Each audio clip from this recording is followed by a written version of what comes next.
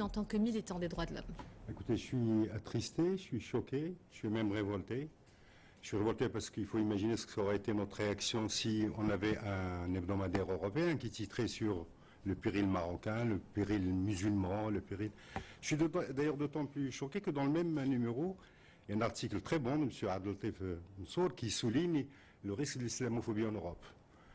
Qu'est-ce qu'on aurait imaginé si un journal sénégalais, où il y a beaucoup de Marocains, ivoiriens, aurait titré de la même manière? C'est en contradiction avec les principes des droits de l'homme, c'est en contradiction avec les engagements du Maroc, et c'est en contradiction avec l'intérêt du Maroc. Alors, une association qui défend les droits des migrants subsahariens songe à poursuivre le magazine en justice pour incitation à la discrimination raciale. Pensez-vous que la démarche soit fondée? Je pense que la réaction d'ailleurs déjà des Marocains est saine.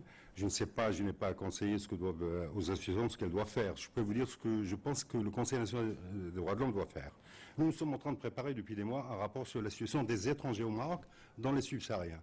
Nous pensons que le Maroc doit absolument se transformer parce qu'il est en train de vivre une transformation historique d'un pays d'immigration classique. Il est en train de devenir un pays d'immigration, qu'il était d'ailleurs depuis assez longtemps. Historiquement, depuis des siècles, le Maroc est une terre d'accueil.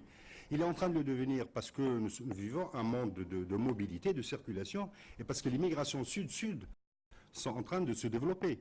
Et le Maroc a besoin de migrants dans certains domaines. Alors justement, ne faut-il pas envisager des règles et des lois pour stopper ce qui est qualifié de dérive par certains, à l'instar de ce qui se fait dans d'autres pays démocratiques? Écoutez, il y a une loi 0203 qu'il faut de notre point de vue revoir. Il faut une politique d'immigration. Nous avons par ailleurs des engagements internationaux. Il faut rappeler aux auditeurs et aux téléspectateurs que le Maroc est signataire de la Convention de Genève pour la protection des réfugiés en 1957. Il a été un des premiers pays qui a signé la Convention des droits des migrants et de leurs familles en 1993. C'est d'ailleurs un compatriote, notre M. Abdelhamid El-Jamili, qui préside le Comité des droits des migrants des Nations Unies. Nous devons rendre compte face à nos engagements. Et je pense que nous avons besoin d'un débat urgent, d'un débat rationnel et d'un débat éclairé. Nous avons la chance dans ce pays, c'est d'ailleurs le seul reproche que je ferai à l'article, en plus de la une, nous avons énormément de chercheurs marocains qui ont travaillé sur ces questions. Mehdi Aliwa, Nadia Khrouz, Mohamed Sharif, Mohamed Khashani, Madame Chichi Alami, Madame Malika Merradi. Donc nous avons beaucoup de chercheurs et nous savons qu'est-ce qui se passe. Par exemple, le chiffre de 40 000 que je vais encore d'écouter est totalement fantaisiste. Par définition, on ne peut pas connaître le nombre de personnes qui sont en situation irrégulière. Et enfin, un mot, même un migrant en situation irrégulière a droit à des droits fondamentaux. Son intégrité physique se doit être. Et je pense que le Maroc n'est pas protégé nécessairement contre les risques de xénophobie. Et c'est pour ça que la presse a une responsabilité particulière. Alors, le Maroc vient de perdre une grande militante des droits de l'homme, Assia El Ouadia, une femme de terrain que vous avez bien connue, côtoyée. Qu'est-ce que vous retenez des actions de celle qu'on appelait Mama Assia?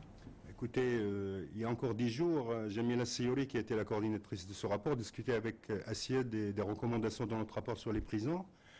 Après ce journal, j'irai avec la famille pour le 3e jour. Je regarde l'image d'une femme qui, avec le sourire, a été d'une ténacité extraordinaire pour la défense des groupes les plus fragiles de notre société. Je pense que notre devoir à tous est de mettre en œuvre son message et de lui rendre hommage en mettant en œuvre ce qu'elle voulait pour les plus démunis de la société, notamment les enfants. Monsieur Driss Liazami, merci d'avoir pris le temps de répondre à toutes nos questions.